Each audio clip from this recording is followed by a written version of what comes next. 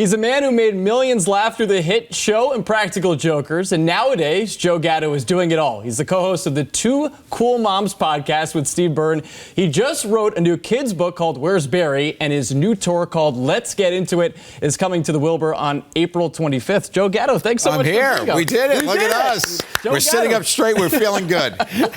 Joe Gatto in town here in Boston, and right there, you just made me laugh. And I will say, Joe, you've made me laugh so many times throughout your career, and excited for this new show to come to Boston. Let's get into it. Talk to us about what you're going to be talking about on the tour. The Let's Get Into It. I'm a storyteller, so I like to, tell my life through story. And I think about, Let's Get Into It. I just think about how we've become the people that we are, right? And I don't know your story. I know mine. And when I was younger, I'm this loud, confident guy now, but I started as this real geeky kid, this really nerdy OG original geek that used to make tests for my father. I used to open up the encyclopedias and prepare a multiple choice exam for him. And when he came home from work after his 10-hour workday selling life insurance door to door, I'd be like, pop quiz, Dad, and it's just very different the way you are and how you've come up, and these little memories that make you the person you become. So where did the turn come for you? Because, we all watched the Practical Jokers, and you're, I would say, maybe the craziest of the bunch. And now you're doing... It's a hard bunch to be the craziest of, but yeah, true. For sure, I'm up there. Very true. And you're doing stand-up now, and of course, when you do that, you're doing it by yourself. You put yourself out there in so many ways.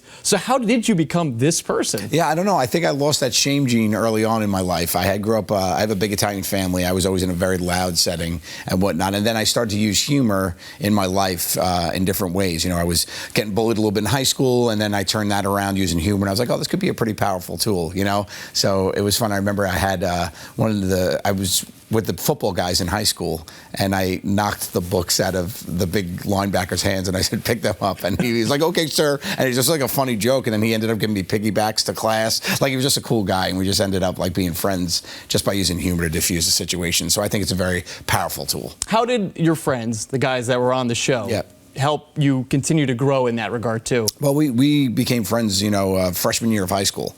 I know those guys a very long time, over 30 years, and it was just very much nurturing and collaborative stuff. We definitely brought each other up.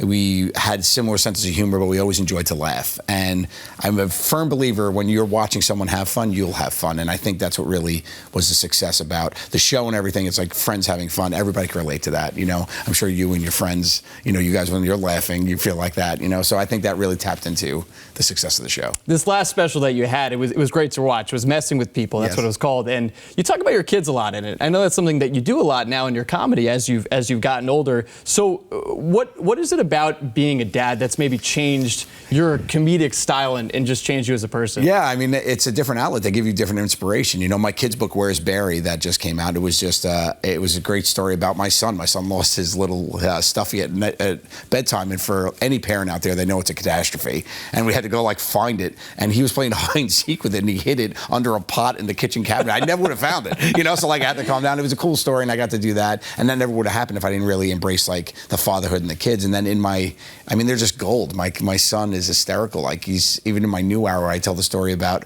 we're in a supermarket. We walk by a shopping cart. He starts hysterical laughing, and I go, "What's up, buddy?" And he points to a cart, and he goes, "The pineapple." And I was like, "What?" He goes, "I put it there."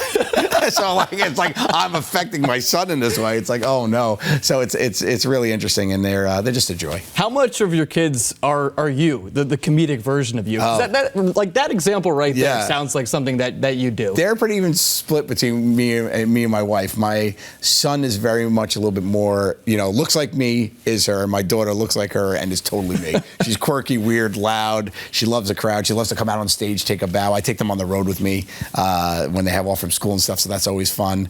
I think I have a little bit of both of them, which is great. How much do they enjoy watching you do what you do? Love it. Love it. They are super. They're my biggest fans. It's so fun. When they come out on tour, I put a little couch on the side stage so I get to see them, and they see me right there, and they'll be clapping and doing stuff. They're a big part of the whole fun. By the way, when I saw the book title, Where's Barry, I kept thinking, of you yelling Larry. Yeah. From Impractical Jokers. Yeah, there's a shout out to that in the book because, like, in the middle of the spread, you open up, the kid's losing his mind, running, yelling, "Where, Barry?" You know. And the guy who actually illustrated the book, his name's Luke Flowers. Well, I didn't know he was a fan of Jokers. So when he sent over the first copies, he put all these Easter eggs. Like, there's a box of Scoopsky potatoes in the closet. There's a little Captain Fat Belly action figure. Like, it was really cool to see. And then to see my kids as cartoons was just, like, really, really cool. How much have you enjoyed this stage of your career, going out there doing stand-up by yourself, compared to what you were doing before when it was a part of a group? Yeah, look, I mean, making people laugh is what I love to do, and to be able to do that, especially in these times, is great. I think making an event is what I'm very happy about. Like my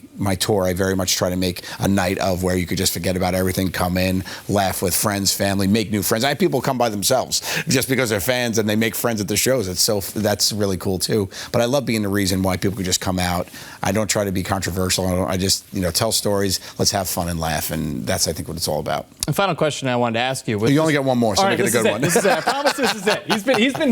The fact that you came in here is a delight to all of us. You got it, buddy. But I just want to ask about the legacy of the show, Impractical Jokers. Of course. And obviously you're not on it anymore. How much does it mean to you when people still talk about it to this day? Oh, I love it. I mean, love it. It's a huge part of my life. It was a decade of my life, over 300 episodes. I dedicated to it. I'm very proud of the show that I was part of, and I think, those are my boys, and it's great to be able to make the world laugh with your friends. So I was very fortunate to have that. Well, we're excited to have you back in Boston on April 25th at the Wilbur. Let's Get Into It, as the show is what it's called, and be sure to check it out. Joe Gatto, thank you so much for being here. You're fantastic. That last question. Yeah, it was great, man. You got it. Thank you. Thank you.